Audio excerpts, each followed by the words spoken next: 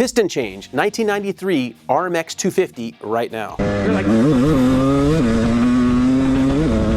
Many of the tips we're going to show right now will relate to many other bikes. So we're going to give you some tips on it that can help you out when you're doing your top end change. So it's nice to make sure you have all the parts before you get started. And the Wiseco piston kit comes with the rings, the wrist pin, and the circlips, and of course a brand new piston. And we have a top end gasket kit as well, so that we're ready to go and can hopefully complete the job the same day. Okay, so the first thing we need to do is kind of get this thing stripped down to where you can get to the top end. And if you're not able to do that very well, taking your tank off, seat off, draining the coolant, those types of things, then you probably shouldn't be going much further, but get someone to help you that's done all that kind of stuff. So we're gonna have this kind of on some time lapse so you can check out us tearing this thing down. So we're gonna take the seat and tank off. I like to set the tank so that you're not damaging the fuel line, so pay attention to that when you set the tank out of the way. Get those off. Then I'm gonna get down. On this bike, it has a skid plate, so I'm gonna need to remove that skid plate because if I don't, that coolant's gonna run in there and just make a huge mess. So now I'm gonna take the pipe off. I'm gonna take the silencer off just because it's easier to do both at the same time, and I'm gonna look at maybe seeing if I need to, if I can repack this silencer at all, because it is pretty raspy. With the skid plate off and coolant drained, now I can put it back on the stand. And so now we'll remove the front head stays. It's nice to have somebody on each side of the bike to pull those off, but you can do it by yourself just fine. Okay, so we've got everything stripped down. I've got the coolant drained. We're ready. We've got the power valve cover off so we can get in here. We've got all of our wrenches kind of lined out. We got our head stays off. So we're at the point we can start doing some real work. At this time, it's a really good idea, even if you've washed your bike well, to blow everything off all up in here. I blow it all off so that none of it's going to fall into my engine when I have it apart. I'm going to pull the spark plug off. I think we're probably going to put a new one at the same time. It's not a bad idea. We have all of our parts laid out on a table to kind of keep track of everything. The skid plate was a bear to get off, kind of a cobby skid plate with standard bolts and stuff. We're hoping to find something better. So I can get a ratchet in here and just start loosening up the head bolts. And I do like to loosen them in a bit of a crossing pattern. Now this, from what we can tell, we're pretty confident this is the stock piston in here, that this thing's never been apart.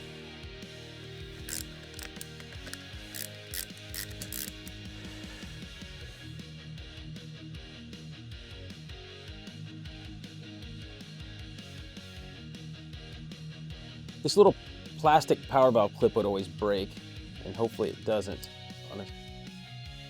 So I got it unhooked. This is what controls this power valve arm, which comes from the governor down the lower end. Okay, we got it. Good days. Our power valve's working good, which is nice. I suspect it'll be in good shape, and we shouldn't even have to clean it. We just got, Spencer already busted those two loose for me, so you're just gonna take these off. The one inside here is a little bit oily from all the residue. So sometimes they'll take it. Sometimes you have to hit them with a soft blow hammer if they can be stuck that much, but hopefully not. And you can just loosen them like that. You notice I have a 6-point wrench on here. I like to have that so we don't risk rounding these things off and getting yourself in a bad way. So a 6-point like that rather than a 12-point. You get something like this rounded off in here in that tight spot, it'd be really hard to get it off. Okay, so my clutch cable's kind of in the way here, but if I just turn the bars and I have plenty of excess to kind of hold it out of the way, I could, if I was serious, disconnect it all. Now we're gonna kind of, you see it rock there?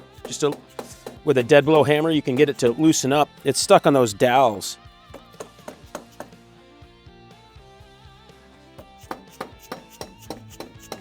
Now I'm pulling up while I'm tapping. Okay, now it's pretty much all loose. I'm going to drop the piston down lower with the Kickstarter so it's sitting down lower. Over on this side I have a few hoses stuck. Just got those moved.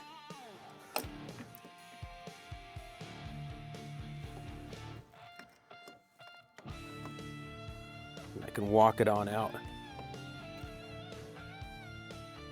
We're going to inspect in here and Everything looks pretty good.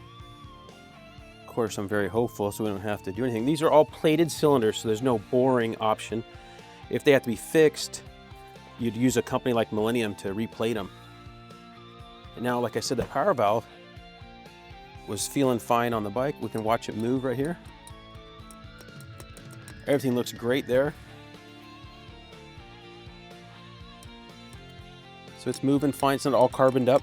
I'm not even gonna bother to clean it other than just spraying it down. This is the adjustment to add a little bit more tension or less tension to the power valve spring.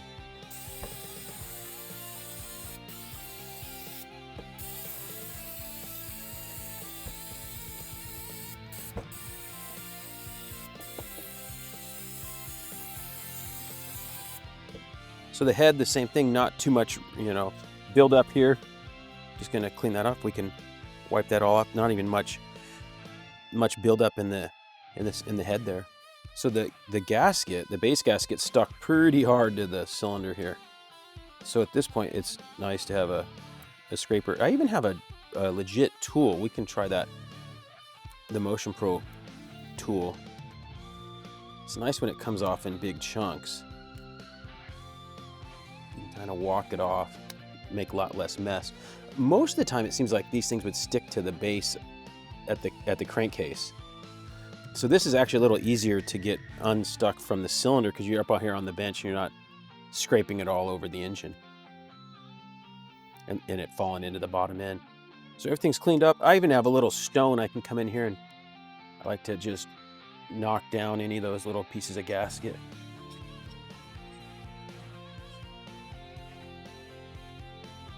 You want this surface to be really flat, no nicks near. That's why you'll see guys who have pried on cylinders, but this all looks really good.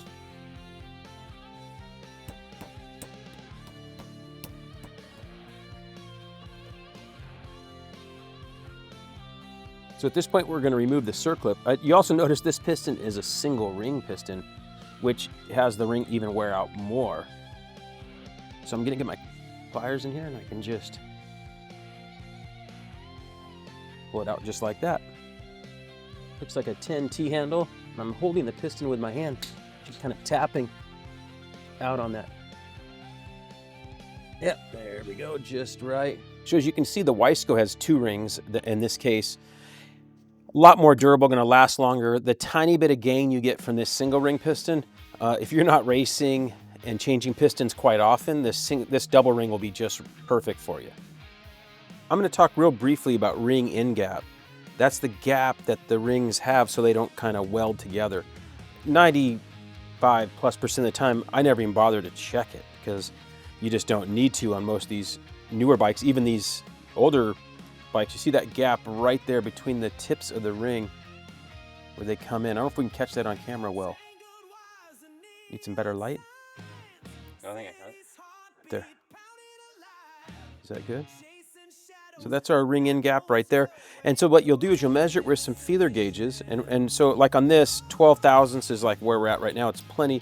If you ever needed to make one larger, you would just hold it apart like this a little bit. And with a stone, just file it a little bit larger on both sides, just a hair on that area right there, just like that. Now, and with the way you put them in the cylinder is you put them in the cylinder like this, and then use your piston to push it down flat like that. So then you could check it with a feeler gauge right at that point. At this point right here, you can lift up on your rod to see if you feel any play, but it's very difficult to be able to tell. It'd have to be drastic to really feel it. Of course, this one feels fine. Everything looks good. Got some lube. So we use that Klotz assembly lube for the bearing. We're gonna put that right there. So at this point, we can just wipe this surface, make sure everything looks good and clean. We're gonna drop our gasket on there. Okay, I installed the wrist pin in here, and I'm going to install one of the circlips while I'm on the bench. And I like to do I'll show you which side, the side away from so I try to put the one in the power valve side in first.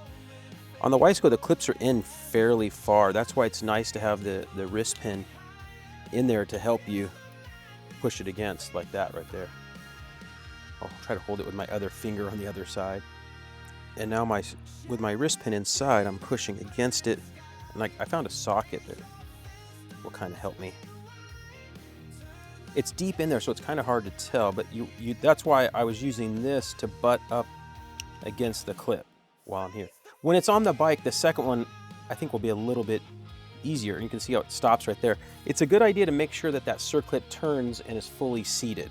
So what I like to do is grab a pick or something, and then you can get in here, and even though I heard it clip in, I want to make sure that it moves in its place there.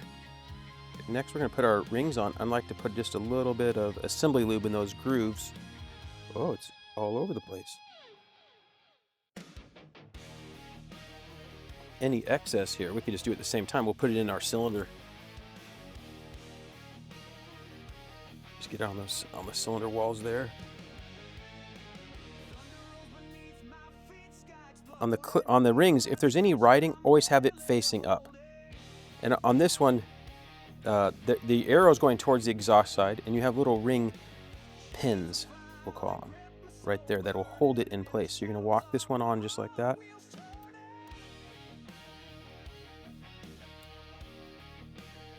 Just like that. That feels nice. Okay, so now we're going to do the same thing for the other one. Any riding. Okay, so there's our marks.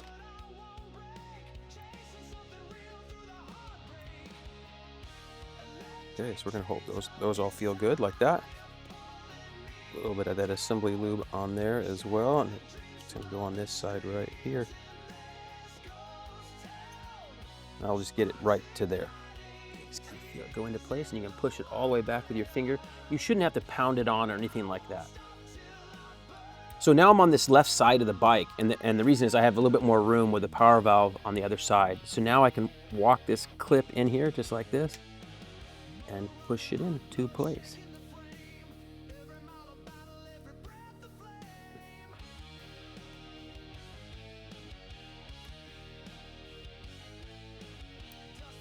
You heard it clippy clip. Now I'm going to get a tool and just make sure that it's seated. Okay, so it turned just right there. You can see it's fully seated, and I can push on the wrist pin. It goes back and forth. This is really the only area where you could kind of mess up on these things. Is the main area that people will do is leave a circlip too loose or bend it too much. If you bend one too much, you got to wait and go get a new one, because it's going to come out eventually and then ruin your cylinder and everything. Okay, so we've got a rag on. Spencer's going to hold this out of the way for me. And then I could rig it up with a bungee cord or something, you know, to pull it, or just disconnect it on that cable. So I'm going to line up my rings and the ring pin, and I'll be squeezing here. I got the piston down low so that I can hold it while I drop the cylinder on. Now give me a little bit of Kickstarter push. Give me a piston up. Get right there. And that gave me enough room just to wiggle it on.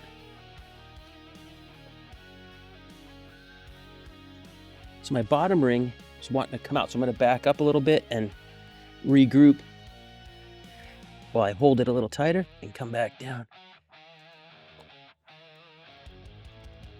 You just kind of do a lot of wiggling, and it'll get right back in there. Now the piston's all the way in the cylinder. Now I can worry about dropping my cylinder down. Now I need to make sure that my power valve arm is located in the right way, because you could easily smash that when you're coming down if you don't. Now that I'm piston's in, power valve arm's in, I can start to slowly work cylinder down, and went right into place just like that. Now let's push that Kickstarter just a little bit. Everything looks good. Let's get it through a couple times. Yeah, looks good. Okay, so with our base nuts, you can get these good and tight. This is a good feel thing. It's tough to work with torque wrenches in here, and you really don't need to.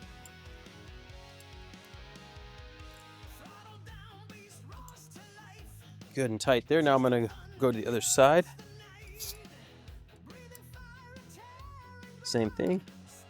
Now clip this little arm. Other bikes have different systems, but it just goes in like that. Then I'm going to turn this plastic piece to where it clips over. Now I can push it and you can just feel it clip. Excellent. So we have our gasket on there, and we paid attention to when we pulled off the cover. One of them had a little extra holder bracket, we'll call it this piece right here, for the clutch cable. So make sure to put that in the right spot. That's nice to leave it on and pay attention to that stuff. Nowadays, when you're taking stuff apart, if you have any doubt at all when you're taking something apart, take photos and videos on your phone. It's free, I always say, and that'll help you remember where things are routed, assuming they were routed right the first time, that you know didn't get it used from somebody else that routed it wrong or anything. And a nut driver like this helps in a lot of stuff, getting things started and not over tightening and getting off on your, when you're threading stuff in. Now a T-handle just gets that little bit of snug, just like that. Okay, so we've gotten kind of as far as we can, unfortunately. I didn't have the right head gasket, so I'm gonna have to circle back to this project in a few days. And also, I won't sound as nasally then, hopefully as well. So, gonna circle back and I'll film this without Spencer when I finish this up. He's disappointed that we can't be firing this thing up today and run it, but we didn't have the right head gasket. I thought the RM250 head gasket would work, but it's not. The RM250 has O-rings in here. This bike has a regular style gasket and we need one of those. So we're gonna get that on here and do it right. So we'll finish this job up in a few days and get this whole video put together with this thing ripping. We already have the V-Force in here and Spencer tweaked with some JD jetting on here, and it was running pretty dang good. So now we added the Ventco clutch. So with all those additions, this thing should really rip. We found some other things we need to address on the bike. These older bikes, the front chain guide fell off when he was test riding it a little while ago and could have done some serious damage, but luckily they're still available. So we're gonna get that coming in. And we're gonna address some of these other issues since we're gonna try to put more time on it in the spring and summer. So we'll get right back to putting this head on. All right, so we have our new gasket. The interesting thing about this gasket is it can be clocked in any direction. So I hit up Tom Morgan and also Brad. We looked and see the 3 holes here in the exhaust. We got the 2 open holes in the back. This is what we think it lines up well. And this little divot, this little mark right here lines up with the mark in the cylinder. So we think that's right. I even looked on the microfiche because on the parts finder, a lot of times that will give you a clue. It doesn't. So you'd probably need a shop manual to be 100% sure. All right, so our head's all clean. You don't have to make it perfectly clean, but the surfaces are good. And since this thing's never been apart before, it's nice. And you don't need to put anything extra on that head gasket. Just the head gasket clean on both surfaces. Okay, so we're gonna drop on our washers. Pretty simple deal. Everybody kind of knows this. So we're gonna get all of our washers on there and then all the nuts. Now some bikes will have cap nuts and be a little different, but these ones just have the regular ones. And pretty simple. We'll get all those. I can just use like a socket to kind of dial them all down. Then I get a ratchet and just rough them out a little bit, just snug. And you can go around in any type of crossing pattern. With our torque wrench here, I like this older one. We have a digital readout one as well. This is, you read it like this. So there's 25. This is 20 we're on right now. I'm going to go to about 19 first, and we're going to click up on it. And it'll give way. And then you're just going to bounce around.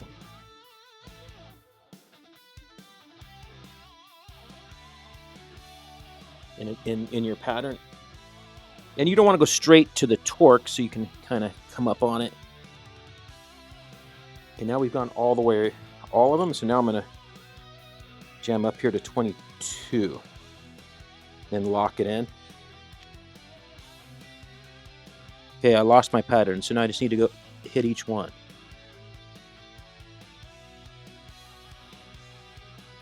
And I just like to make sure you hit them all twice.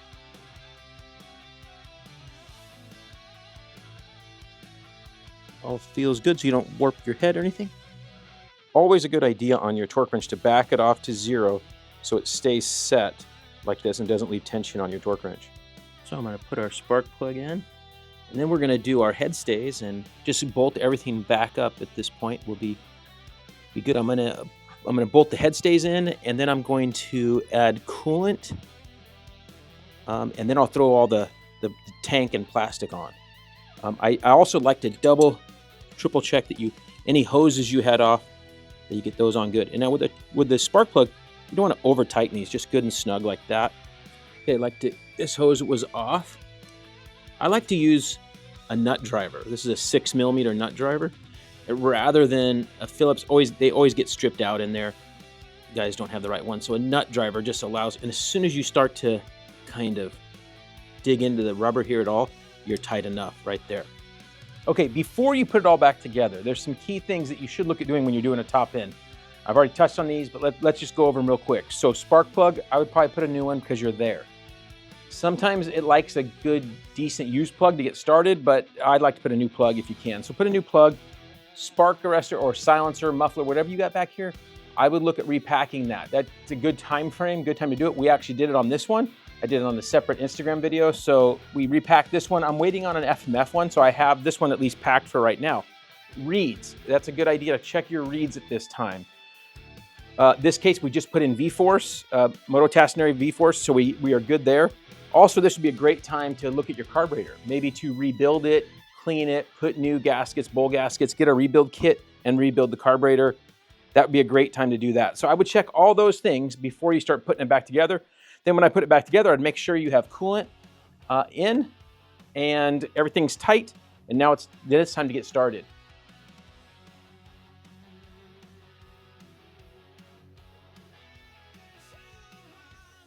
Okay, so that's a wrap. One thing that did come up is this head gasket isn't available from Suzuki anymore. Had to go on the not in stock, had to go find one, which if you go to your local Suzuki dealer that's on Lightspeed, they can search dealers in the US that have them. I was able to find a dealer in Wisconsin that had it, Country Sports that had it, which was really cool. They had one, I don't think they have anymore. That was the only one. So they had one and we got the correct thickness gasket for this bike. We didn't want to go with a thicker one. We didn't want to lose any power, especially because this is going to be ridden up in Utah in the summertime where it's higher elevation. So we want it, if anything, higher compression. We don't want anything lower with a thicker gasket. Okay, so that's a wrap. Now it's time to get this thing started. So when I'm ready to start it, I'm going to open up my garage and start this thing up. With all that extra lube we had on the cylinder walls, it can be a little bit tough to start, but I just start with gas on, choke on, and give her some kicks and see how it goes.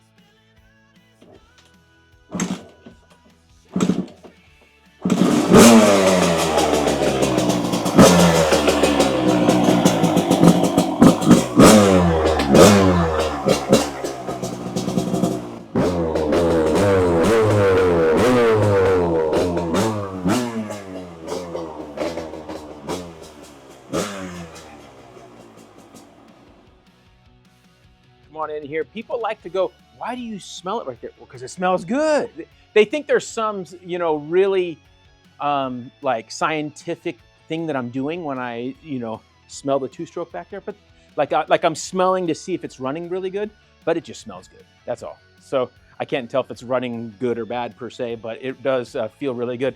Nice that it started on 3 kicks. So now I'm gonna start it again here and break it in just for a little bit. There's a lot of myths and misconceptions about break-in. Guys want to do heat cycles. They want to start it up, let it idle for 2 minutes, and then let it cool down for 10, and then let it idle for 3 minutes and cool down. First of all, letting these bikes idle for a long time is not good. They're not getting cooled off. So I'm gonna start this thing, rev it up, do a little idle and for about 30 seconds, 40 seconds, and then I'm gonna ride it around my driveway area for about 2 or 3 minutes. Then I'm gonna let it cool down, and I'm gonna look at everything. Make sure no bolts are loose, no hoses, no runs, no drips, no errors, that whole thing. I'm gonna look over it, and then I'm gonna go ride it. When I go ride it the first time, I'm gonna ride it at pit speeds, I'd call it.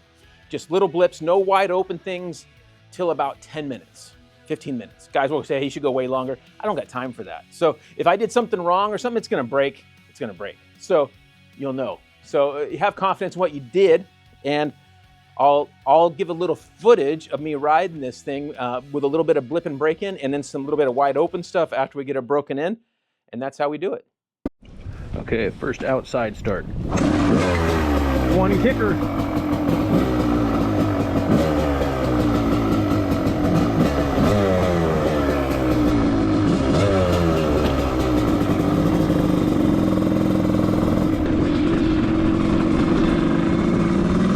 Okay, here's our break-in speed, just like blips, just some blips like that.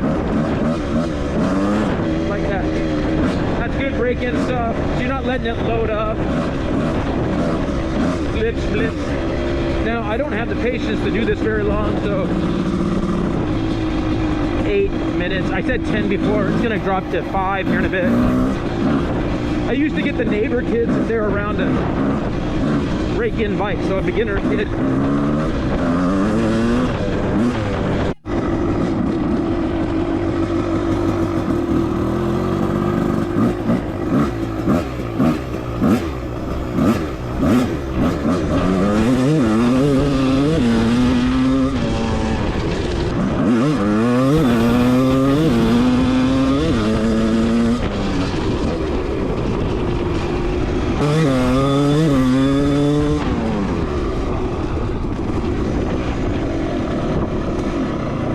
Oh, that is so fun. So, new piston, we did the Wiseco piston. We also did a clutch in a separate video with Ventco. Really fun. Definitely, the bike starts better, just feels better, more snap. It feels really good. So it's nice having that new fresh clutch in here and piston. So pretty awesome.